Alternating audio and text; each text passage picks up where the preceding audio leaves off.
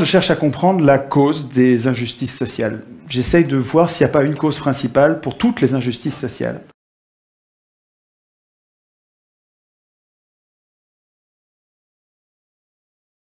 Quand on a un problème, quand il y a un mal à soigner, évidemment, ne vous en prenez pas aux conséquences. Vous ne réglerez pas le problème.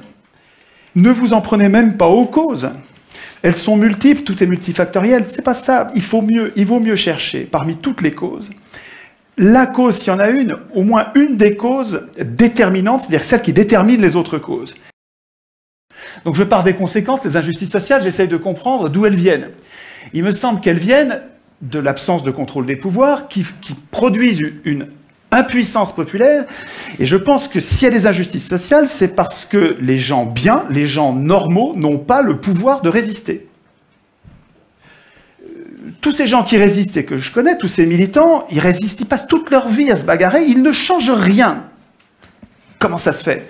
Parce que leur impuissance politique leur interdit d'agir.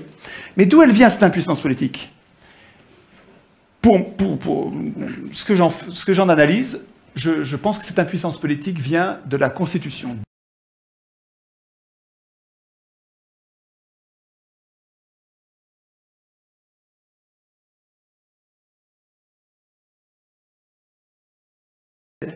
Et il me semble que ce qui fait que toutes ces constitutions sont mauvaises, qu'elles programment l'impuissance des gens, au lieu de programmer notre puissance, et au lieu de nous garantir contre les abus de pouvoir, elles programment notre impuissance, je pense que c'est parce que ceux qui écrivent la Constitution, les auteurs constituants, ceux qui écrivent la Constitution ont un intérêt personnel à ne pas écrire de bonnes constitutions, à ne pas écrire notre puissance.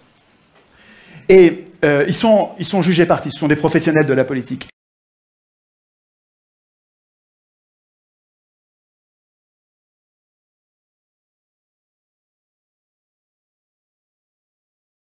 Et cette cause-là, là on est proche de la cause des causes, c'est pas leur faute, c'est pas eux qui sont des pourris, c'est nous qui les laissons écrire. Alors la Constitution, qu'est-ce que c'est? C'est un texte qui est au-dessus des pouvoirs, et qui ne sert pas du tout à organiser les pouvoirs. Les pouvoirs n'ont pas besoin de nous pour s'organiser, pas du tout. La Constitution, tous les citoyens devraient savoir ça.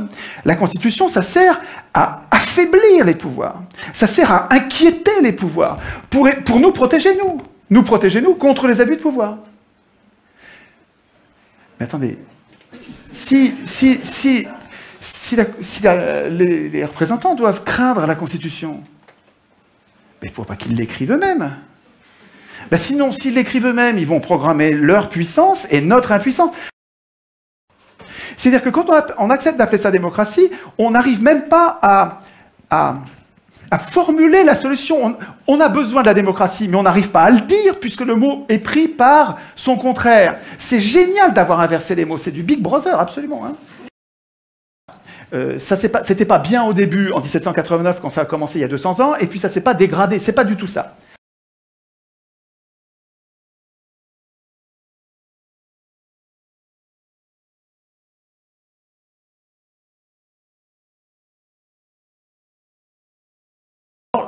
Je ne suis pas un citoyen.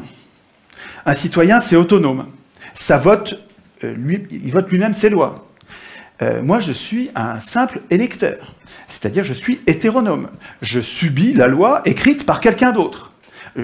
Nous appeler citoyens, c'est nous payer de mots. On se la pète, mais on n'est rien du tout. Qu'est-ce qu'on fait dans cette démocratie? Dans cette prétendue démocratie, qu'est-ce qu'on a comme droit? On a le droit de désigner des maîtres politiques qui vont tout décider à notre place pendant 5 ans. On les désigne parmi des gens qu'on n'a même pas choisis. En plus, c'est les plus riches qui les choisissent. Et quand dans le cas éventuel où ils nous trahissent au dernier degré, on n'a pas le moindre moyen de résister. Alors c'est vrai qu'on a la liberté d'expression, mais absolument sans aucune force contraignante. C'est-à-dire qu'on a le droit de blablater. Si ça n'a pas d'effet, on a le droit. J'essaie d'imaginer. Alors, c'est un chantier. Je n'ai pas une vérité révélée. Je construis un objet, là. J'essaye de rendre robuste une idée. Je cherche à penser des institutions, de bonnes institutions, qui nous protégeraient tous contre les abus de pouvoir. je compte sur de bonnes institutions pour nous pousser à la vertu. Je ne compte pas sur des citoyens vertueux, je ne crois pas à ça, je pense que nous avons tous en nous-mêmes du bon et du mauvais. Par contre, de bonnes institutions pourraient nous pousser à la vertu, ou, comme c'est le cas aujourd'hui, nous laissent dériver complètement en dehors de l'intérêt général et du bien commun.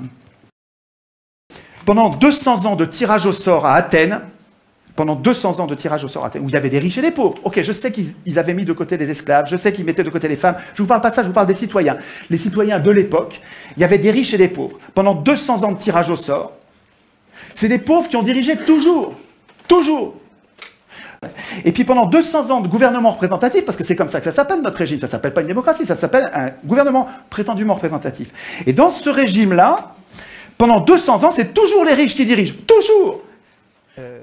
Moi, ma question, puisque le tirage au sort donne le pouvoir aux pauvres, le pauvre c'est 99%, puisque l'élection donne le pouvoir aux 1%, des ultra-riches, mais jusqu'à quand les pauvres, les 99%, vont-ils défendre l'élection comme si c'était une vache sacrée ?